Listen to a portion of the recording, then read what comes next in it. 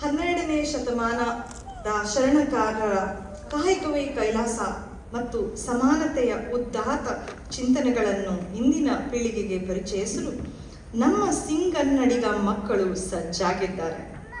ಬರಲಿ ಜೋರಾದ ಚಪ್ಪಾಳೆ ಈ ಪುಟಾಣಿ ಶರಣರಿಗೆ.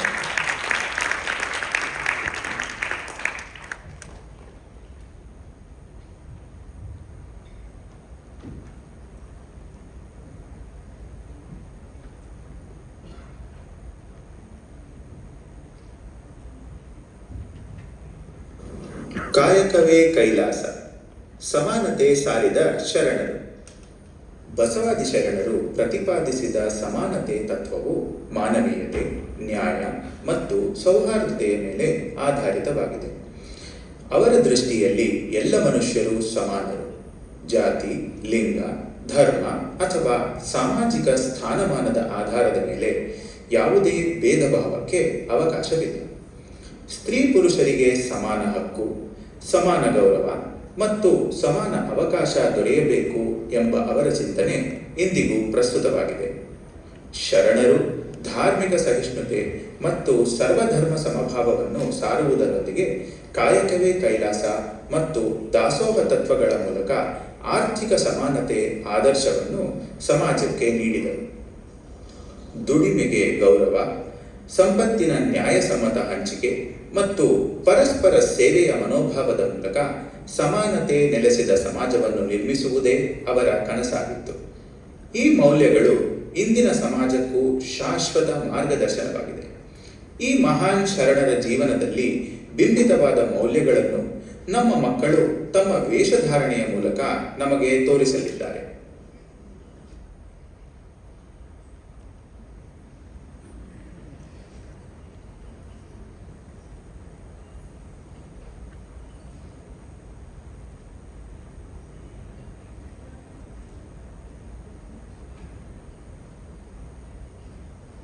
ವಚನ ಭಂಡಾರಿ ಶಾಂತರಸ. ವಚನ ಭಂಡಾರಿ ಶಾಂತರಸರು 12ನೇ ಶತಮಾನದ ವಚನ ಚಳವಳಿಯ ಪ್ರಮುಖ ಶಿವಶರಣರು ಹಾಗೂ ಬಸವಣ್ಣನವರ ಸಮಕಾಲೀನರು. ಅನುಭವ ಮಂಟಪದಲ್ಲಿ ನಡೆದ ಆಧ್ಯಾತ್ಮಿಕ ಮತ್ತು ಸಾಮಾಜಿಕ ಚರ್ಚೆಗಳನ್ನು ತಾಡೋಲೆಗಳಲ್ಲಿ ದಾಖಲಿಸಿ ವಚನಗಳನ್ನು ಸಂರಕ್ಷಿಸಿದ ಕಾರಣ ಅವರಿಗೆ ವಚನ ಭಂಡಾರಿ ಎಂಬ ಗೌರವಾನ್ವಿತ ಬಿರುದು ಲಭಿಸಿದೆ. ಅನುಭವ ಮಂಟಪದ ಗ್ರಂಥಪಾಲಕ ಮತ್ತು ಕರಣಿಕರಾಗಿ ಕಾರ್ಯನಿರ್ವಹಿಸಿದರು. ಅಲೇಖನಾದ ಶೂನ್ಯ ಕಲ್ಲಿನೊಳಗಾದ ಅಂಕಿತದಲ್ಲಿ ಬರೆದ 64 ವಚನಗಳು ದೊರೆತಿದೆ. ಅವುಗಳಲ್ಲಿ ಶೂನ್ಯ ಸಂಪಾದನೆ, ಬಯಲು ತತ್ವ, ನಿರಾಕಾರ ಪರಬ್ರಹ್ಮದ ಅನುಭವ ಹಾಗೂ ಷಟ್ಸ್ಥಳ ತತ್ವಗಳ ಗಂಭೀರ ನಿರೂಪಣೆ ಕಂಡುಬರುತ್ತದೆ.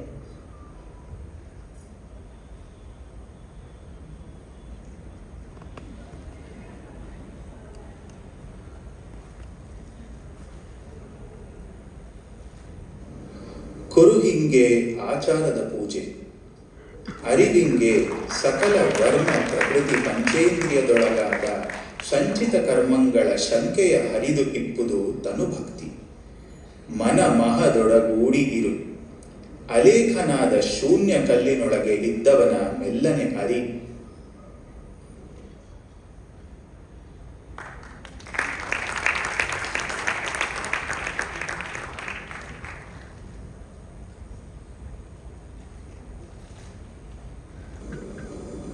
ಕಾಲಕಣ್ಣಿಯ ಕಾಮಮ್ಮ 11ನೇ ಶತಮಾನದ ಶಿವಶರಣೆ.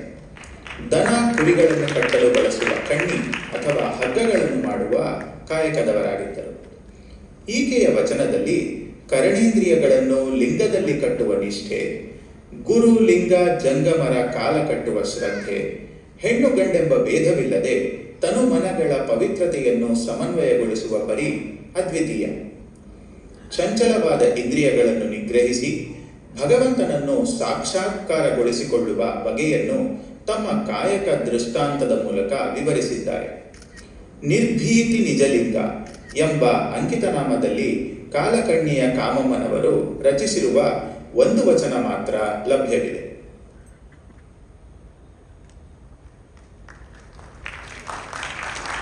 ಎಲ್ಲ ಕರಣಂಗಳ ಲಿಂಗದಲ್ಲಿ ಕಟ್ಟುವೆ, ಗುರುಲಿಂಗ ಜಂಗಮರ ಕಾಲ ಕಟ್ಟುವೆ, ವ್ರತಭ್ರಷ್ಟರ ನಿಟ್ಟೊರೆಸುವೆ, ಸುಟ್ಟು ತುರತುರನೆ ತೂರುವೆ, ನಿರ್ಭೀತಿ ನಿಜಲಿಂಗದಲ್ಲಿ.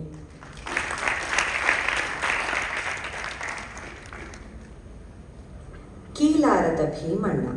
ಕೀಲಾರದ ಭೀಮಣ್ಣರು 12ನೇ ಶತಮಾನದ ವಚನ ಚಳವಳಿಯ ಪ್ರಮುಖ ಶಿವಶರಣರು. ಕೀಲಾರ ಅಂದರೆ ಕೀಲಗಾರ ಅಥವಾ ಹಾಲು ಕರೆಯುವ ಸ್ಥಳ. ಕೀಲಾರಿ ಅಂದರೆ ಹಾಲು ಕರೆಯುವವನು, ಗೋವುಗಳನ್ನು ಸಾಕುವವನು. ಅದರಂತೆ ಭೀಮಣ್ಣನವರು ಗೋವುಗಳನ್ನು ಸಾಕುವ ಕಾಯಕದವರು. ಗೋಮಾಳಿಗರು ಹಾಲು ಕರೆದು ಮಾರಿ ಅದರಿಂದ ಬಂದಂತಹ ಧನದಿಂದ ದಾಸೋಹವನ್ನು ನಡೆಸುತ್ತಿದ್ದರು.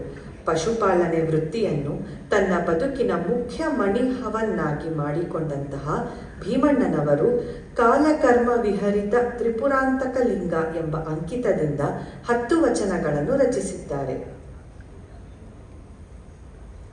ಕರ್ಪೂರದ ಹಣತೆಯಲ್ಲಿ ಬತ್ತಿಯ ಹಾಕಿ ಉರುಹಬಹುದೇ?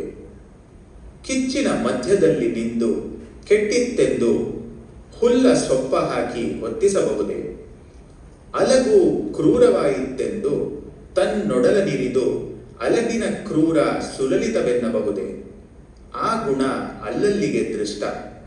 ಇದು ನಿಶ್ಚಯ ನಿಜ ಲಿಂಗಾಂಗಿಗೆ ಅರಿವಿನ ಭೇದ. ಕಾಲಕರ್ಮ ವಿರಹಿತ ತ್ರಿಪುರಾಂತಕ ಲಿಂಗದವನ ತೆರ.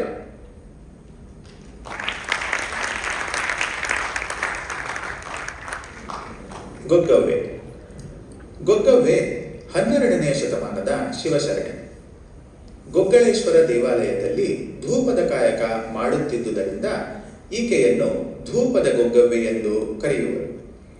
ಮೂಲತಃ ಕೇರಳ ರಾಜ್ಯದ ಅವಲೂರಿನವರು. ನಂತರ ಕರ್ನಾಟಕದತ್ತ ಬಂದು ಅನುಭವ ಮಂಟಪದಲ್ಲಿ ನೆಲೆಸಿ ಭಾಷೆ ಸಾಹಿತ್ಯವನ್ನು ಅರೆತು ವಚನಗಳನ್ನು ರಚಿಸಿದರು. ಇವರು ಭಾಷೆ ಗಡಿಗೂ ಮೀರಿದ ಶಿವಶರಣೆಯರಲ್ಲಿ ಒಬ್ಬರು. ನಾಸ್ತಿನಾಥ ಅಂಕಿತದಲ್ಲಿ 6 ವಚನಗಳನ್ನು ರಚಿಸಿದ್ದಾರೆ. ಅವುಗಳಲ್ಲಿ ಸ್ತ್ರೀ ಪುರುಷ ಸಮಾನತೆಯ ಚಿಂತನೆಗೆ ಆದ್ಯತೆ ನೀಡಲಾಗಿದೆ. ಸರಳ ಭಾಷೆ, ವೃತ್ತಿ ಪರಿಭಾಷೆಯ ಬಳಕೆಯಿಂದ ವಚನಗಳು ವಿಶೇಷವಾಗಿ ಗಮನ ಸೆಳೆಯುತ್ತವೆ. ಭಕ್ತರು ಜಂಗಮದಲ್ಲಿ ಕಟ್ಟಿ ಹೋರಲೇಕೆ? ಧೂಪದ ಹೊಗೆ ಎತ್ತ ಹೋದಡೂ ಸರಿ, ಇದು ಸತ್ಯವೆಂದೇ ನಾಸ್ತಿನಾಥ.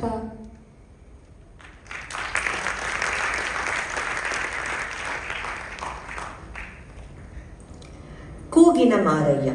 ಕೂಗಿನ ಮಾರಯ್ಯ 12ನೇ ಶತಮಾನದ ಶಿವಶರಣರು. ಎಚ್ಚರಿಸುವ ಕಾಯಕವನ್ನು ಕೈಗೊಂಡಿದ್ದರು. ಕಲ್ಯಾಣ ಕ್ರಾಂತಿಯ ಸಂದರ್ಭದಲ್ಲಿ ಈತ ಶರಣರ ರಕ್ಷಣೆಯ ಹೊಣೆಯನ್ನು ಹೊತ್ತು ಬಿಜ್ಜಳನ ಸೈನ್ಯದ ಬರುವಿನ ಸೂಚನೆಯನ್ನು ಎತ್ತರದ ಧ್ವನಿಯಲ್ಲಿ ಕೂಗಿ ಹೇಳಿ ಎಚ್ಚರಿಸುತ್ತಿದ್ದರಂತೆ. ಶರಣರು ಮತ್ತು ಬಿಜ್ಜಳನ ಸೈನ್ಯದ ಮಧ್ಯ ಮುರಗೋಡಿನ ಬಳಿ ನಡೆದ ಹೋರಾಟದಲ್ಲಿ ಮಡಿದರು. ಮಹಾಮಹಿಮ ಮಾರೇಶ್ವರ ಎಂಬ ಅಂಕಿತದಲ್ಲಿ ರಚಿಸಿದ 11 ವಚನಗಳು ದೊರೆತಿವೆ. ಷಟ್ಸ್ಥಳಗಳ ಸ್ವರೂಪ, ನಿಜಭಕ್ತನ ನಿಲುವು ಮುಂತಾದ ವಿಷಯಗಳ ಪ್ರತಿಪಾದನೆ ಅವುಗಳಲ್ಲಿದೆ.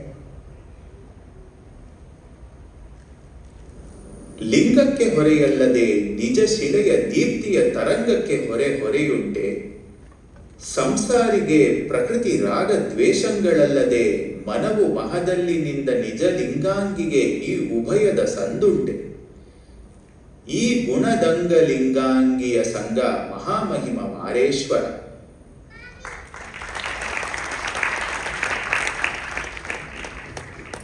ಸೊಡ್ಡಳ ಬಾಚರಸ. ಸೊಡ್ಡಳ ಬಾಚರಸ 12ನೇ ಶತಮಾನದ ಶಿವಶರಣರು. ಬಸವಣ್ಣನವರಿಗೆ ತುಂಬ ಆಪ್ತರೆನಿಸಿದ್ದ ಈತ ಬಿಜ್ಜಳನ ಅರಮನೆಯ ಕರಣಿಕರಾಗಿದ್ದರು. ಈತ ಸೌರಾಷ್ಟ್ರ ಸೋಮೇಶ್ವರನ ಭಕ್ತ. ಬಸವ ಪುರಾಣ, ಭೈರವೇಶ್ವರ ಕಾವ್ಯದ ಕಥಾಮಣಿ, ಸೂತ್ರರತ್ನಾಕರ ಮೊದಲಾದ ಕೃತಿಗಳಲ್ಲಿ ಇವರ ಜೀವನಕ್ಕೆ ಸಂಬಂಧಿಸಿದ ಕೆಲವು ವಿವರಗಳು ದೊರೆತಿವೆ. ಸೊಡ್ಡಳ ಅಂಕಿತದಲ್ಲಿ 102 ವಚನಗಳು ಉಪಲಬ್ಧವಾಗಿದೆ. ತತ್ವ ವಿವೇಚನೆ, ನೀತಿಬೋಧೆ, ಅನ್ಯಮತ, ಶಿವಭಕ್ತಿ ನಿಷ್ಠೆ ಇವುಗಳಲ್ಲಿ ವ್ಯಕ್ತವಾಗಿದೆ.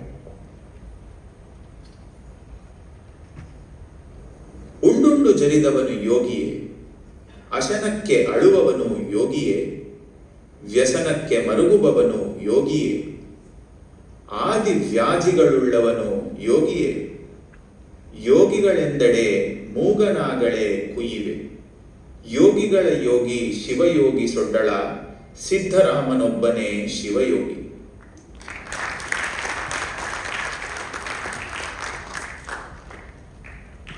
ಬಸವಯ್ಯಗಳ ಪುಣ್ಯಸ್ತ್ರೀ ಕಾಳವ್ವೆ. ಕಾಳವ್ವೆ 12ನೇ ಶತಮಾನದ ಶಿವಶರಣೆ. ಈಕೆ ಬಸವಯ್ಯನವರ ಧರ್ಮಪತ್ನಿ. ಈ ದಂಪತಿಗಳಿಬ್ಬರು ಬಾಚಿಕಾಯಕ ಮಾಡಿಕೊಂಡಿರುತ್ತಾರೆ. ಕಾಳವ್ವೆ ಗಂಡನ ಕಾಯಕ ದೃಷ್ಟಾಂತದೊಂದಿಗೆ ತನ್ನ ಕಾಯಕ ನಿಷ್ಠೆ ಹಾಗೂ ವ್ರತಗಳ ಮಹತ್ವವನ್ನು ತನ್ನ ವಚನಗಳಲ್ಲಿ ಪ್ರತಿಪಾದಿಸಿದ್ದಾರೆ. ಸರಳ, ಅಷ್ಟೇ ಸುಂದರವಾಗಿ ರಚಿತವಾದ ಈಕೆಯ ವಚನದಲ್ಲಿ ಕಾಯಕಕ್ಕಿಂತಲೂ ವ್ರತಕ್ಕೆ ಹೆಚ್ಚು ಒತ್ತು ಕೊಟ್ಟಿರುವುದು ಕಂಡುಬರುತ್ತದೆ. ಕರ್ಮಹರ ಕಾಳೇಶ್ವರ ಎಂಬ ಅಂಕಿತನಾಮದಲ್ಲಿ 2 ವಚನಗಳನ್ನು ರಚಿಸಿದ್ದಾರೆ. ಕೈ ತಪ್ಪಿ ಕೆತ್ತಲು ಕಾಲಿಗೆ ಮೂಲ, ಮಾತು ತಪ್ಪಿ ನುಡಿಯಲು ಬಾಯಿಗೆ ಮೂಲ, ವ್ರತಹೀನನ ನೆರೆಯಲು ನರಕಕ್ಕೆ ಮೂಲ, ಕರ್ಮಹರ ಕಾಳೇಶ್ವರ.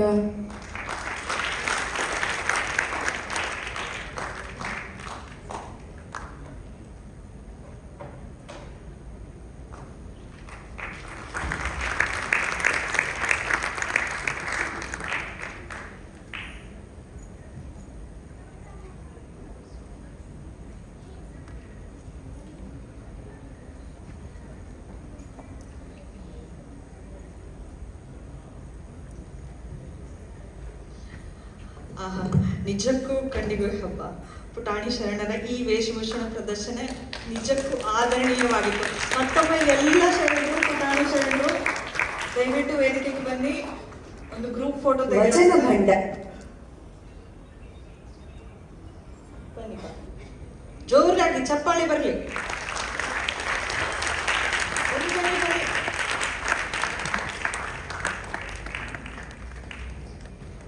ವಚನ ಭಂಡಾರಿ ಶಾಂತರಸ ಲಕ್ಷ್.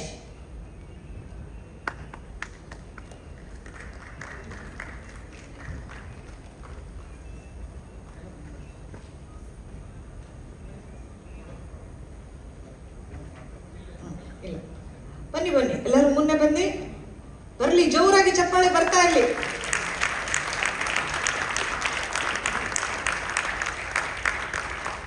ಇಷ್ಟೊಂದು ಸುಂದರವಾಗಿ ಮಕ್ಕಳನ್ನು ಸಿದ್ಧಗೊಳಿಸಿ ಅವರಿಗೆ ವಚನಗಳ ಜ್ಞಾನವನ್ನು ಉಣಬಡಿಸಿ ವೇದಿಕೆಗೆ ಕಳಿಸಿಕೊಟ್ಟ ಎಲ್ಲ ಪೋಷಕರಿಗೂ ನಮ್ಮ ಹೃತ್ಪೂರ್ವಕ ಧನ್ಯವಾದಗಳು. ನಮ್ಮ